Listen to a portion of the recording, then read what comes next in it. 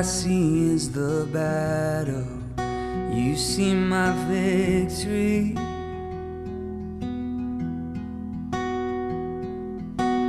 When all I see is the mountain, you see a mountain move.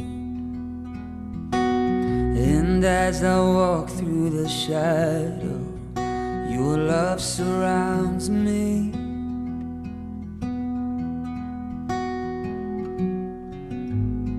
There's nothing to fear now, for I am safe with you. So when I fight, I'll fight on my knees, with my hands lifted high. Oh God, the battle belongs to you. Every fear I lay at your feet, I'll sing through the night. Oh God, the battle belongs to you. Belongs to you.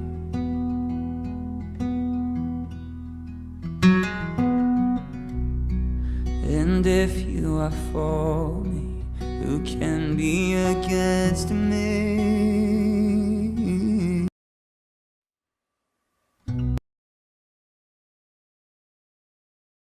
Chapter 12. The Lord said to Moses, "Say to the Israelites, a woman who becomes pregnant and gives birth to a son will be ceremonially unclean for 7 days, just as she is unclean during her monthly period. On the 8th day, the boy is to be circumcised. Then the woman must wait 33 days to be purified from her bleeding. She must not touch anything sacred or go to the sanctuary until the days of her purification are over. If she gives birth to a daughter, for 2 weeks the woman will be unclean, as during her period. Then she must wait 66 days to be purified from her bleeding. When the days of her purification for a son or daughter are over, she is to bring to the priest at the entrance to the tent of meeting a year-old lamb for a burnt offering, and a young pigeon or a dove for a sin offering. He shall offer them before the Lord to make atonement for her, and then she will be ceremonially clean from her flow of blood. These are the regulations for the woman who gives birth to a boy or a girl. But if she cannot afford a lamb, she is to bring 2 doves or 2 young pigeons, one for a burnt offering and the other for a sin offering. In this way the priest will make atonement for her, and she will be clean." Chapter 13. The Lord said to Moses and Aaron, When anyone has a swelling or a rash or a shiny spot on their skin that may be a defiling skin disease, they must be brought to Aaron the priest, or to one of his sons who is a priest. The priest is to examine the sore on the skin, and if the hair in the sore has turned white, and the sore appears to be more than skin deep, it is a defiling skin disease. When the priest examines that person, he shall pronounce them ceremonially unclean. If the shiny spot on the skin is white, but does not appear to be more than skin deep, and the hair in it has not turned white, the priest is to isolate the affected person for 7 days. On the 7th day, the priest is to examine them, and if he sees that the sore is unchanged and has not spread in the skin, he is to isolate them for another 7 days. On the 7th day, the priest is to examine them again, and if the sore has faded and has not spread in the skin, the priest shall pronounce them clean. It is only a rash. They must wash their clothes, and they will be clean. But if the rash does spread in their skin after they have shown themselves to the priest to be pronounced clean, they must appear before the priest again. The priest is to examine that person, and if the rash has spread in the skin, he shall pronounce them unclean. It is a defiling skin disease. When anyone has a defiling skin disease, they must be brought to the priest. The priest is to examine them, and if there is a white swelling in the skin that has turned the hair white, and if there is raw flesh in the swelling, it is a chronic skin disease, and the priest shall pronounce them unclean. He is not to isolate them, because they are already unclean.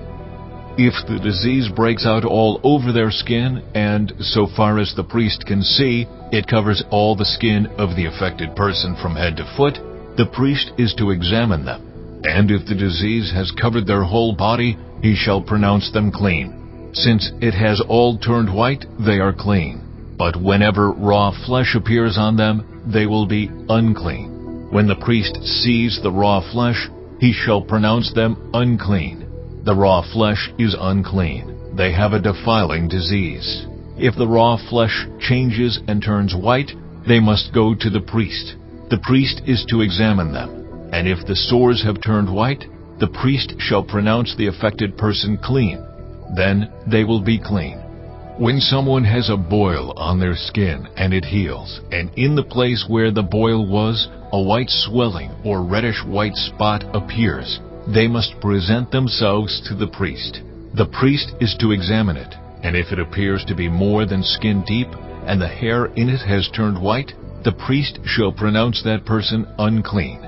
It is a defiling skin disease that has broken out where the boil was. But if, when the priest examines it, there is no white hair in it, and it is not more than skin deep and has faded, then the priest is to isolate them for 7 days. If it is spreading in the skin, the priest shall pronounce them unclean. It is a defiling disease. But if the spot is unchanged and has not spread, it is only a scar from the boil, and the priest shall pronounce them clean. When someone has a burn on their skin and a reddish white or white spot appears in the raw flesh of the burn, the priest is to examine the spot. And if the hair in it has turned white and it appears to be more than skin deep, it is a defiling disease that has broken out in the burn. The priest shall pronounce them unclean. It is a defiling skin disease. But if the priest examines it, and there is no white hair in the spot, and if it is not more than skin deep and has faded, then the priest is to isolate them for 7 days. On the 7th day, the priest is to examine that person. And if it is spreading in the skin, the priest shall pronounce them unclean. It is a defiling skin disease. If, however, the spot is unchanged and has not spread in the skin, but has faded, it is a swelling from the burn, and the priest shall pronounce them clean. It is only a scar from the burn. If a man or woman has a sore on their head or chin, the priest is to examine the sore. And if it appears to be more than skin deep, and the hair in it is yellow and thin, the priest shall pronounce them unclean. It is a defiling skin disease on the head or chin. But if when the priest examines the sore, it does not seem to be more than skin deep, and there is no black hair in it, then the priest is to isolate the affected person for 7 days. On the 7th day, the priest is to examine the sore. And if it has not spread, and there is no yellow hair in it, and it does not appear to be more than skin deep, then the man or woman must shave themselves, except for the affected area, and the priest is to keep them isolated another 7 days. On the 7th day, the priest is to examine the sore, and if it has not spread in the skin and appears to be no more than skin deep, the priest shall pronounce them clean. They must wash their clothes, and they will be clean. But if the sore does spread in the skin after they are pronounced clean, the priest is to examine them. And if he finds that the sore has spread in the skin, he does not need to look for yellow hair. They are unclean. If, however, the sore is unchanged so far as the priest can see, and if black hair has grown in it, the affected person is healed. They are clean, and the priest shall pronounce them clean. When a man or woman has white spots on the skin, the priest is to examine them. And if the spots are dull white, it is a harmless rash that has broken out on the skin. They are clean. A man who has lost his hair and is bald is clean. If he has lost his hair from the front of his scalp and has a bald forehead, he is clean. But if he has a reddish-white sore on his bald head or forehead, it is a defiling disease breaking out on his head or forehead. The priest is to examine him. And if the swollen sore on his head or forehead is reddish-white like a defiling skin disease, the man is diseased and is unclean. the priest shall pronounce him unclean because of the sore on his head. Anyone with such a defiling disease must wear torn clothes, let their hair be unkempt, cover the lower part of their face, and cry out, "Unclean, unclean." As long as they have the disease, they remain unclean. They must live alone. They must live outside the camp. As for any fabric that is spoiled with a defiling mold, any woolen or linen clothing, any woven or knitted material of linen or wool, any leather or anything made of leather, if the affected area in the fabric, the leather, the woven or knitted material, or any leather article is greenish or reddish, it is a defiling mold and must be shown to the priest. The priest is to examine the affected area and isolate the article for 7 days. On the 7th day, he is to examine it. And if the mold has spread in the fabric, the woven or knitted material, or the leather, whatever its use, it is a persistent defiling mold. The article is unclean. He must burn the fabric, the woven or knitted material of wool or linen, or any leather article that has been spoiled, because the defiling mold is persistent. The article must be burned. But if, when the priest examines it, the mold has not spread in the fabric, the woven or knitted material, or the leather article, he shall order that the spoiled article be washed. Then he is to isolate it for another 7 days. After the article has been washed, the priest is to examine it again. And if the mold has not changed its appearance, even though it has not spread, it is unclean. Burn it, no matter which side of the fabric has been spoiled. If, when the priest examines it, the mold has faded after the article has been washed, he is to tear the spoiled part out of the fabric, the leather, or the woven or knitted material. But if it reappears in the fabric, in the woven or knitted material, or in the leather article, it is a spreading mold. Whatever has the mold must be burned. Any fabric, woven, or knitted material, or any leather article that has been washed and is rid of the mold must be washed again. Then it will be clean. These are the regulations concerning defiling molds in woolen or linen clothing, woven or knitted material, or any leather article, for pronouncing them clean or unclean.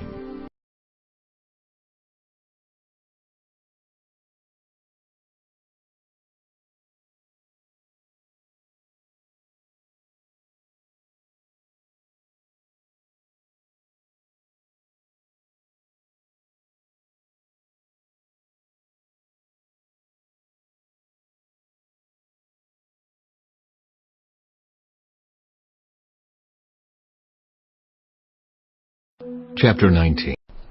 Chapter 20. Early on the first day of the week, while it was still dark, Mary Magdalene went to the tomb and saw that the stone had been removed from the entrance. So she came running to Simon Peter and the other disciple, the one Jesus loved, and said, "They have taken the Lord out of the tomb, and we don't know where they have put him." So Peter and the other disciple started for the tomb. Both were running, but the other disciple outran Peter and reached the tomb first. He bent over and looked in at the strips of linen lying there, but did not go in. Then Simon Peter came along behind him and went straight into the tomb. He saw the strips of linen lying there, as well as the cloth that had been wrapped around Jesus' head. The cloth was still lying in its place, separate from the linen. Finally, the other disciple, who had reached the tomb first, also went inside. He saw and believed. They still did not understand from Scripture that Jesus had to rise from the dead. Then the disciples went back to where they were staying.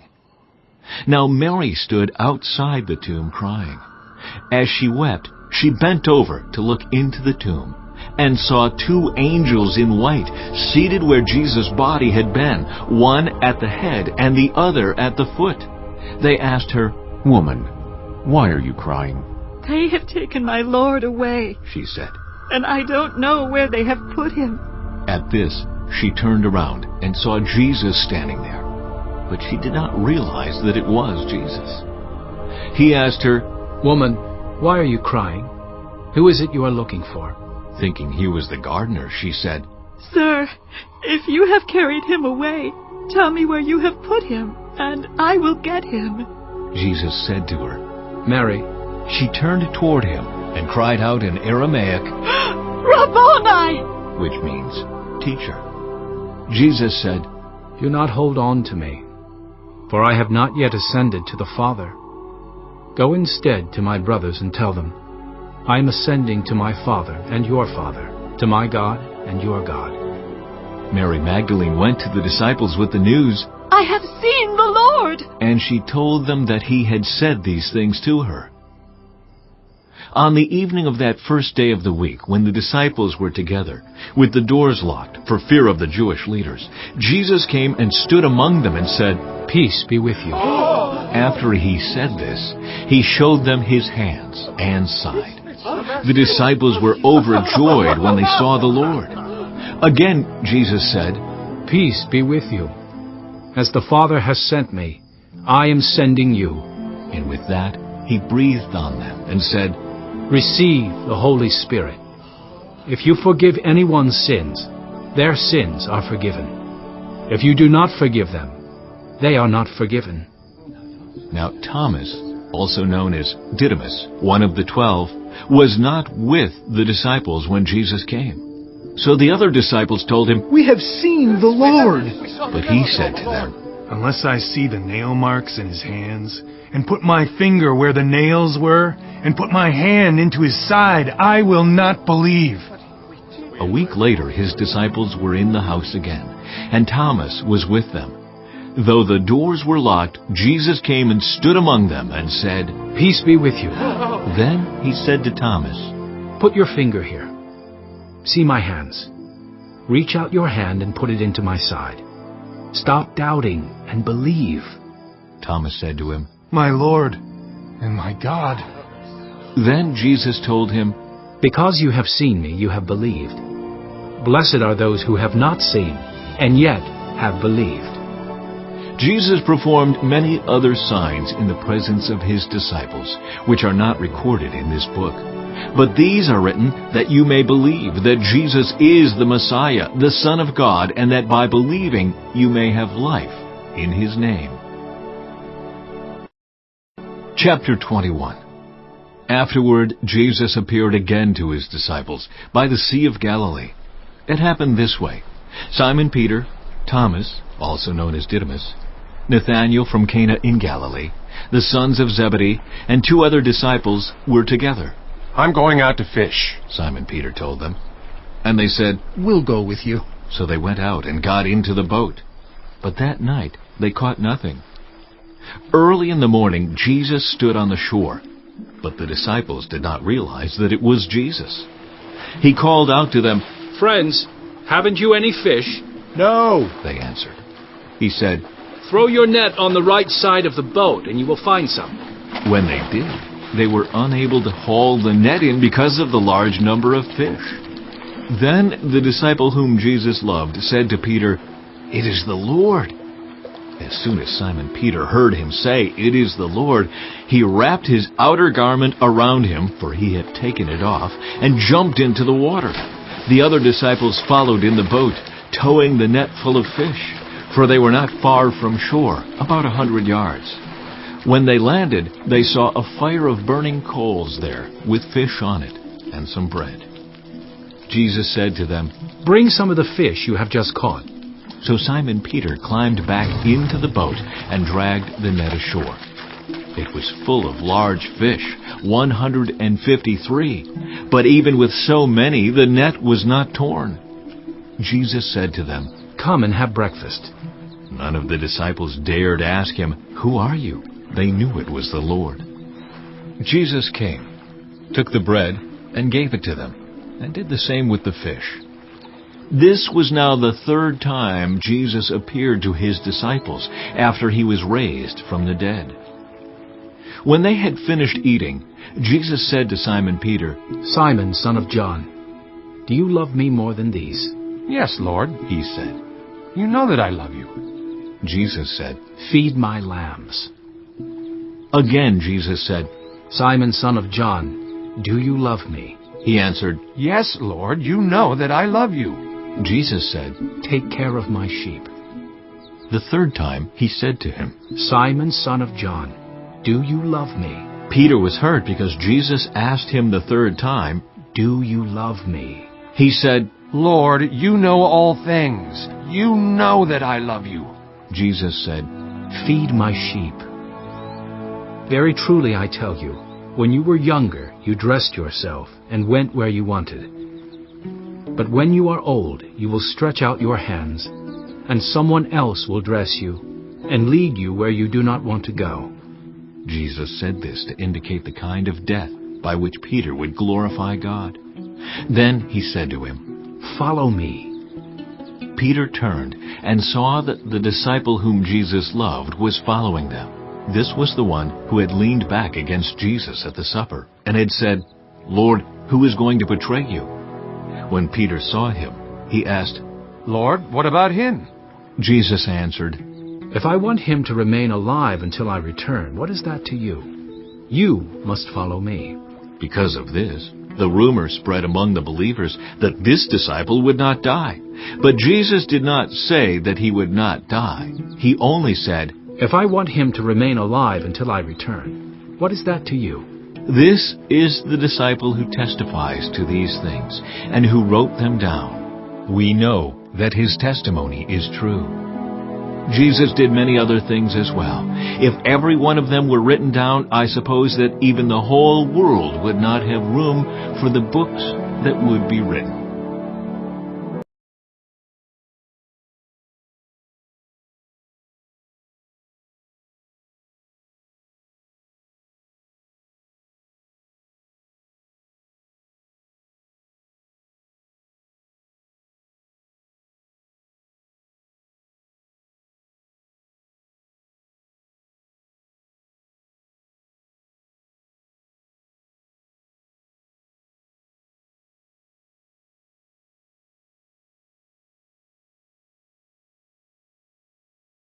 Psalm 98, a psalm. Sing to the Lord a new song, for he has done marvelous things. His right hand and his holy arm have worked salvation for him. The Lord has made his salvation known and revealed his righteousness to the nations. He has remembered his love and his faithfulness to Israel. All the ends of the earth have seen the salvation of our God. Shout for joy to the Lord, all the earth. Burst into jubilant song with music. Make music to the Lord with the harp and the sound of singing, with trumpets and the blast of the ram's horn. Shout for joy before the Lord, the King. Let the sea resound and everything in it, the world and all who live in it. Let the rivers clap their hands. Let the mountains sing together for joy. Let them sing before the Lord, for he comes to judge the earth. He will judge the world in righteousness and the peoples with equity. Psalm 99. The Lord reigns. Let the nations tremble. He sits enthroned between the cherubim. Let the earth shake. Great is the Lord in Zion. He is exalted over all the nations. Let them praise your great and awesome name. He is holy. The King is mighty. He loves justice. You have established equity. In Jacob you have done what is just and right. Exalt the Lord our God and worship at his footstool. He is holy. Moses and Aaron were among his priests. Samuel was among those who called on his name. They called on the Lord and he answered them. He spoke to them from the pillar of cloud. They kept his statutes and the decrees he gave them. Lord our God, you answered them. You were to Israel a forgiving God, though you punished their misdeeds. Exalt the Lord our God, and worship at his holy mountain, for the Lord our God is holy.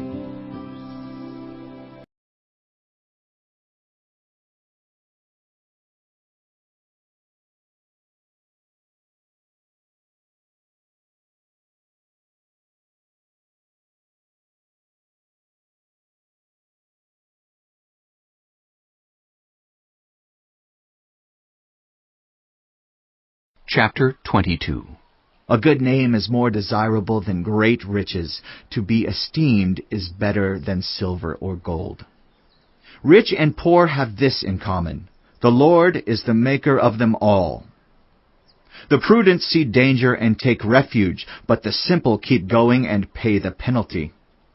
Humility is the fear of the Lord. Its wages are riches and honor and life. In the paths of the wicked are snares and pitfalls, but those who would preserve their life stay far from them.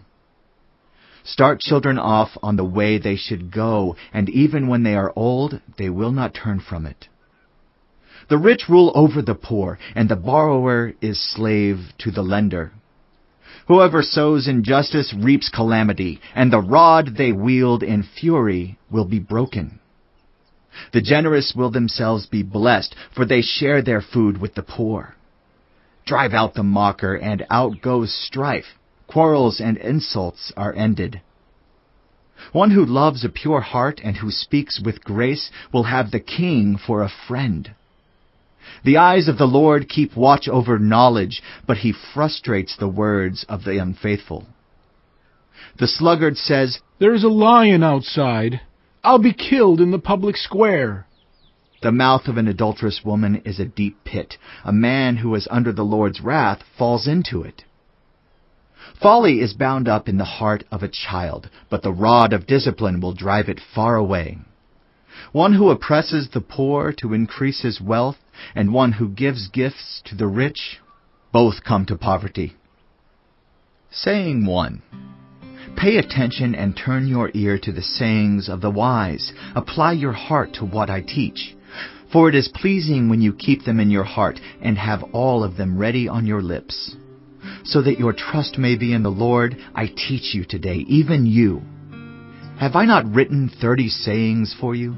Sayings of counsel and knowledge, teaching you to be honest and to speak the truth, so that you bring back truthful reports to those you serve? Saying 2. Do not exploit the poor because they are poor, and do not crush the needy in court, for the Lord will take up their case and will exact life for life. Saying 3. Do not make friends with a hot-tempered person. Do not associate with one easily angered, or you may learn their ways and get yourself ensnared. Saying 4. Do not be one who shakes hands in pledge or puts up security for debts. If you lack the means to pay, your very bed will be snatched from under you. Saying 5. Do not move an ancient boundary stone set up by your ancestors. Saying 6. Do you see someone skilled in their work? They will serve before kings. They will not serve before officials of low rank.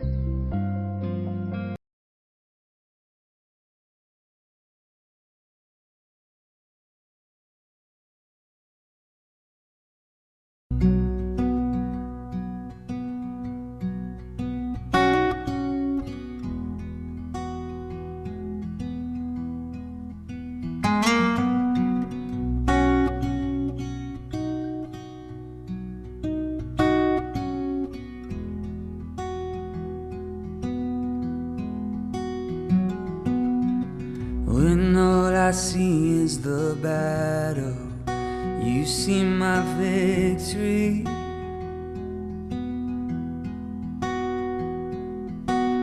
When all I see is the mountain, you see a mountain move. And as I walk through the shadow, your love surrounds me.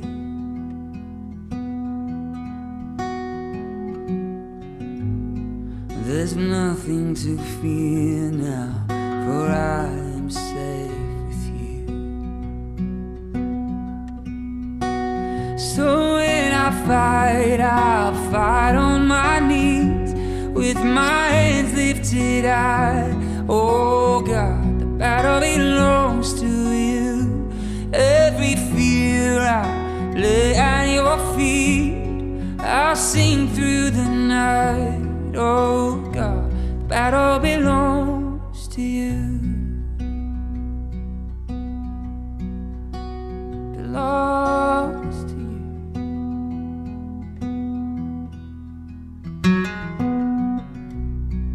And if you are for me, who can be against me?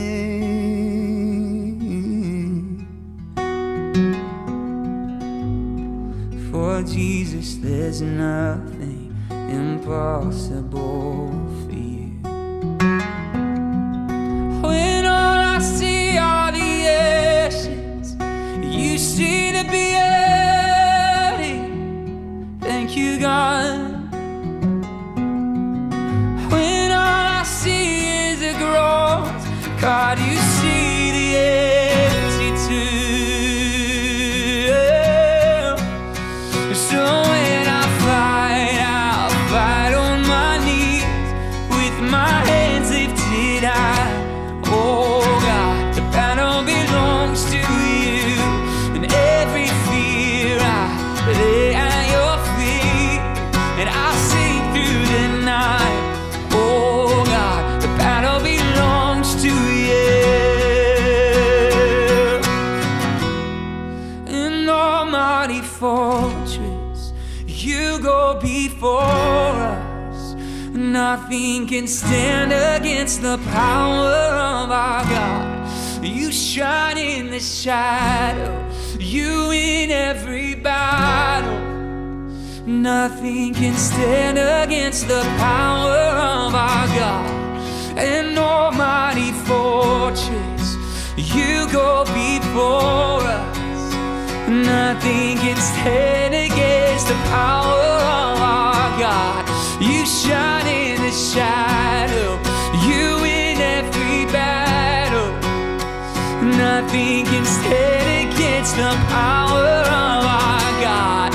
An almighty fortress, you go before us. Nothing can stand against the power of our God. You shine in the shadow, you win every battle. Nothing can stand against the power of our God. So when I fight, I'll fight on my knees with my hands lifted high. Oh God, the battle belongs to you, and every fear I lay at your feet, and I'll sing through the night. Oh God, the battle belongs